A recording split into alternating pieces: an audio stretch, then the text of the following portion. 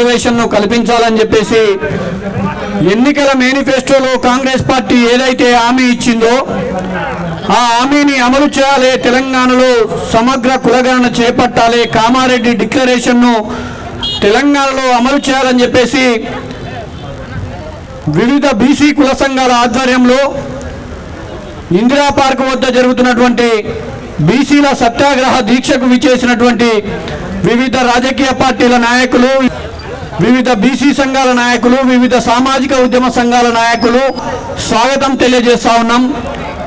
అయితే ఇక్కడ మీరందరూ గమనించాల్సినటువంటి విషయం ఒకటి ఉన్నది. మీరందరూ కూడా వివిధ సందర్భాలలో వివిధ రాజకీయ పార్టీలను మోస్తా ఉన్నారు. అయితే మీరు మోస్తున్నటువంటి రాజకీయ పార్టీలు ఏవైతే ఉన్నాయో అవి మీ యొక్క గొంతుకను వినిపిస్తున్నాయా లేవా అనేది ఒకసారి పరిశీలించాల్సినటువంటి అవసరం ఉన్నది. మీరంతా కూడా ఆత్మ పరిశీలన చేసుకోవాల్సినటువంటి అవసరం ఉన్నది.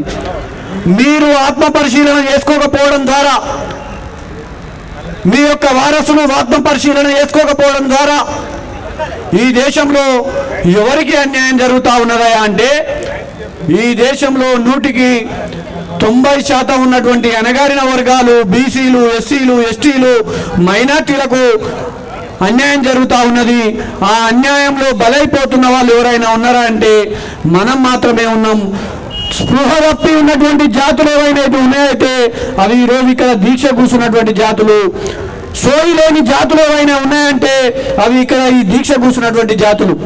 ఎందుకంటా ఉన్నామంటే 76 సంవత్సరాల స్వతంత్ర భారతదేశంలో కుక్కలెన్నునే లెక్క ఉన్నది, పందులెన్నునే లెక్క ఉన్నది, పిల్లులెన్నునే లెక్క ఉన్నాయి, పులులెన్నునే లెక్క ఉన్నాయి, సింహాలెన్నునే లెక్కలు ఉన్నాయి, పిచ్చుకలెన్నునే లెక్కలు ఉన్నాయి, ఊర పిచ్చుకలెన్నునే కూడా లెక్క ఉన్నది.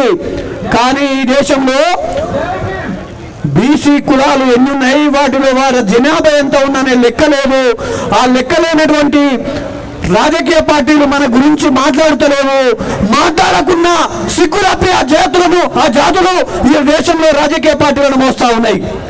అత్యంత హీనమైనటువంటి అచేతనమైనటువంటి స్థితిలో ఉన్నటువంటి జాతులు ఏవైనా ఉన్నాయా అంటే బీసీ జాతులు.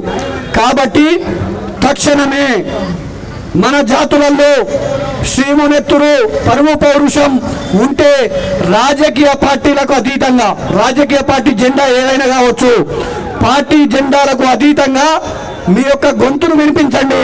మీ యొక్క గొంతును వినిపించే సంఘాలకు మద్దతు తెలపండి, వారిని బలపరచండి. తద్వారా కులాలుగా విడిపోయినాయి, వర్గాలుగా విడిపోయినాయి కాకుండా ఐక్యం, బీసీలుగా ఐక్యం కండి. మీ యొక్క అవకాశాలను సాధించుకోండి.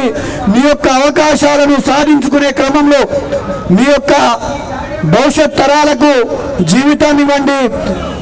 ఆ విధంగా చేయగలిగినప్పుడు మాత్రమే మన యొక్క స్వతంత్రత, మన యొక్క గుర్తింపు, మన యొక్క రాజకీయ వారసత్వం ఇక్కడ కొనసాగుతుంది. రాజకీయంగా గుర్తింపు లేనంత వరకు కూడా మనం ఈ విధంగా రోజుకొక దగ్గర దీక్ష చేసుకోవాల్సినటువంటి అవసరం ఉంటుంది. ఆ దీక్షలో మన మైకులు, మన యొక్క గోస, మన యొక్క చరిత్ర మనమే చెప్పుకోవాల్సి ఉంటుంది. మన చరిత్ర బయట వాళ్లకు తెలిసి మన యొక్క చరిత్ర, మన యొక్క త్యాగం, మన యొక్క తెగింపు మొత్తం సమాజానికి అర్థమైన రోజు మనకు అవకాశాలు వస్తాయి. అప్పటి వరకు మనం ఇలాగే ఉండాల్సి వస్తుంది. కాబట్టి స్థానిక సంస్థల్లో మనకు రిజర్వేషన్లు రావాలి. రాకపోతే మన రిజర్వేషన్లు ఎవరు తింటున్నట్టు? ఈ దేశంలో 3%, ఈ రాష్ట్రంలో 3% ఉన్నటువంటి రెడ్లు తింటున్నట్టు. ఎందుకంటే స్థానిక సంస్థల్లో బీసీల జనాభా అత్యధికంగా ఉంటుంది. కానీ స్థానిక సంస్థల్లో అత్యధికంగా రాజకీయ పదవులు ఎవరు పొందుతున్నారు? తెలంగాణలో రెడ్లే పొందుతారు. కాబట్టి మన ఓట్లు, మన సీట్లు రెడ్లకిచ్చి మనం మన యొక్క గోసను చెప్పుకోకుండా మన జాతులను చైతన్యం చేసి మన ఓట్లు మనం వేసుకొని మన సీట్లలో మనం కూర్చుంటే మనం ఎవరిని అడగాల్సిన అవసరం లేదు. ఆ విధంగా సామాజిక చైతన్యం కల్పించే బాధ్యతను ఇక్కడ వచ్చినటువంటి ప్రతి ఒక్క సంఘం తీసుకుంటారని చెప్పేసి భావిస్తూ ఈ అవకాశం ఇచ్చినటువంటి నిర్వాహకులకు ధన్యవాదాలు తెలియజేస్తూ జై బీసీ, జై పూలే, జై మండల్.